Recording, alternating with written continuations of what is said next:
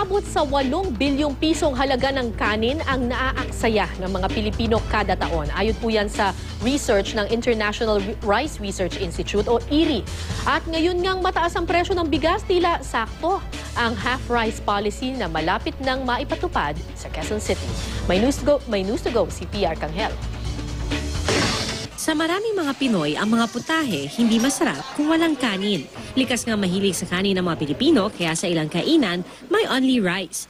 Pero mahigit 3 kilo pala ng kanin ang naaksaya ng bawat Pilipino taon-taon, sabi ng Food and Nutrition Research Institute ng DOST.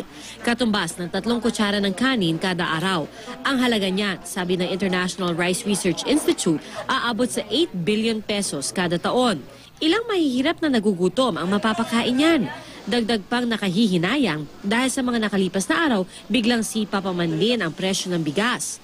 Noong isang taon nga sa Kamara, isinulong ang panukalang gawing kalahating tasa o half rice ang serving sa mga kainan, gaya ng ginawa ng ilang fast food chain noong 2008 bilang tugon sa panawagan ng gobyernong magtipid sa bigas.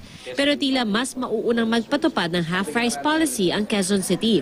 Naipasa na kasi sa third and final reading ang ordinansa para isama ang half-cup rice sa menu ng mga establishment sa lungsod, mapa-restaurant, kantin, karinderya o kahit sari-sari store. Sa ngayon kasi, karamihan sa mga restaurant hindi nagbibigay ng half rice. Payag ako sa kanya, sa ordinansa na yan, na mag-offer ng half rice para may option pang isa yung mga kakain.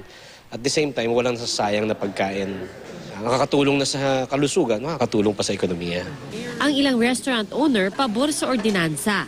Magandang option yun for businesses here in Quezon City kasi nga malaki i-reduce natin sa mga cost natin, especially sa rice kasi may iwasan natin ng wastage. Pero sa Paris House na ito, di na raw kailangan ng half cup dahil meron na silang tinatawag na small rice. Kung gagawin nating half price, bali-subali ang half price magiging 8 pesos kasi 60 ng regular.